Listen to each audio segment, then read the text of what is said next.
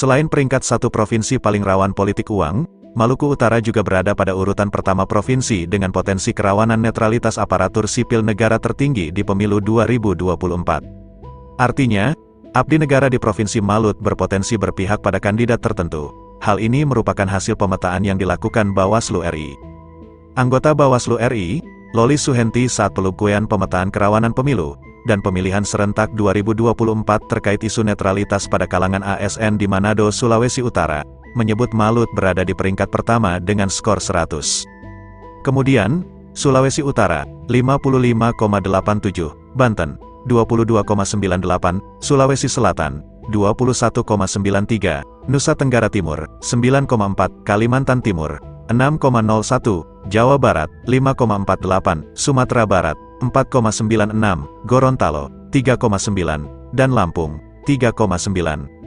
Inilah posisi provinsi yang kerawanannya tinggi, maka pada 10 provinsi ini, pastikan upaya pencegahannya tepat, ujar Loli, Kamis, tanggal 21 September tahun 2023, melansir laman bawaslu.go.id. Sementara di tingkat kabupaten dan kota, berdasarkan hasil pemetaan potensi kerawanan ASN, tercatat ada 20 daerah dengan kerawanan tertinggi. Di antara 20 daerah itu, 3 berada di Provinsi Malut masing-masing adalah Kota Ternate, Halmahera Selatan, dan Kepulauan Sula. 17 daerah lain yakni, Siau Tagulandang Biaro, Wakatobi, Sumba Timur, Parepare, Kabupaten Bandung, Jeneponto, dan Mamuju. Kemudian Bulukumba, Maros, Tomohon, Konawe Selatan, Kota Mobagu, Kediri, Konawe Utara, dan Poso, lalu Toli-Toli, Nias Selatan, Pangkajene dan Kepulauan, Banjarbaru, Dompu, Sigi, dan Luwu Timur. 20 kabupaten kota potensi rawan tertinggi ini.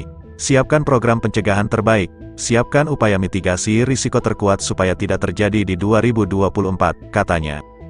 Berdasarkan agregat kabupaten kota, Malut tetap di posisi tertinggi atas potensi kerawanan netralitas ASN dengan skor 18,85. Selanjutnya, Sulawesi Utara, 16,6, Sulawesi Selatan, 13,86, Sulawesi Barat, 13,46, Sulawesi Tenggara, 12,56, Sulawesi Tengah, 10,02, Nusa Tenggara Barat, 7,98, Papua Selatan, 6,73, Banten, 6,43, dan Kalimantan Utara, 5,96. Artinya, Maluku Utara tidak hanya di ibu kota provinsi dia masif, isu netralitas ASN, tapi di kabupaten, kota, ucapnya. Koordinator Divisi Pencegahan, Partisipasi Masyarakat, dan Hubungan Masyarakat itu menjelaskan, pemetaan isu netralitas ASN ini dilakukan dengan 3 metode analisis. Pertama, pengumpulan informasi kepada Bawaslu daerah terkait peristiwa pada pemilu 2019, dan pemilihan kepala daerah, Pilkada, 2020. Kedua, melakukan pembobotan terhadap data yang terkumpul. Terakhir, pemetaan kerawanan merujuk temuan-temuan di daerah. Lebih jauh, Loli menyampaikan terdapat beragam pola pelanggaran. Misalnya, mempromosikan calon tertentu, memberikan dukungan secara terbuka di media sosial dan media lainnya, memakai fasilitas negara untuk mendukung petahana, dan terlibat secara aktif maupun pasif dalam kampanye calon. Pelanggaran netralitas ASN, paling banyak terjadi dalam pelaksanaan pemilihan kepala daerah, ungkapnya. Dia pun berharap daerah dengan potensi kerawanan netralitas ASN tertinggi, memiliki kreativitas dalam melakukan pencegahannya, tidak boleh berjarak di pemerintahan, baik yang ada di provinsi maupun kabupaten, kota, pintanya.